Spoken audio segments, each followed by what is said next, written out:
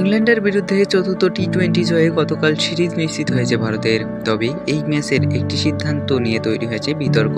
Allrounder Shivam দুবের বদলে বেলার হর্ষিত রানাকে ম্যাচের মাঝে কনকাকশন সাব হিসেবে নামায় ভারত, তা নিয়েই মূলত বিতর্ক। ভারতের এই সিদ্ধান্ত নিয়ে ক্ষোভ ছেড়েছেন অ্যালিস্টার কুক, কোভিন পিটারসেন সহ ইংল্যান্ডের সাবেকরা। বিতর্কিত এই সিদ্ধান্তের পর প্রশ্ন উঠেছে, আসলে নিয়মটা কি ছিল। এবার ভারতের বোলিং কোচ মর্নে মর্কেল বুঝিয়ে দিলেন কোন নিয়মে হর্ষিতকে খেলিয়েছে ভারত। মর্কেল এই বিষয়টিকে বিতর্ক মানতে নারাজ। তিনি বলেন, আমি যতদূর জানি ব্যাট করার পর সাজঘরে ফিরে শিবমের মাথায় ব্যথা শুরু হয়, সে কারণে আমরা কনকাশন পরিবর্তন হিসেবে ম্যাচ রেফারির কাছে একটা নাম জমা দিই। ম্যাচ রেফারি সিদ্ধান্ত নিয়েছেন হর্ষিতকে খেলানো যাবে, সেটাই শেষ সিদ্ধান্ত। ব্যাটিং করার সময় জেমি ওভারটনের বল শিবমের হেলমেটে লাগে। ইনিংস শেষ করে সাজঘরে ফেরার পর মাথা ব্যথা শুরু হয় তার, যে কারণে কনকাশন সাব নামায় ভারত।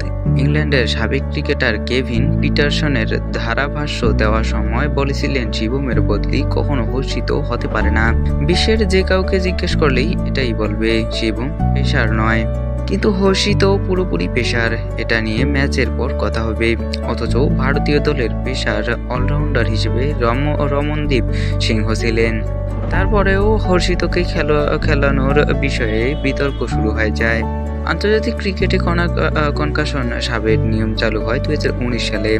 আইসিসির প্লেয়িং কন্ডিশনের 1-2-7-3 ধারায় স্পষ্ট করে বলা হয়েছে, বদলি হিসেবে যে খেলোয়াড় নেওয়া হবে সেই খেলোয়াড়ের ভূমিকা আঘাত পাওয়া ক্রিকেটারের মতো লাইক টু লাইক হতে হবে।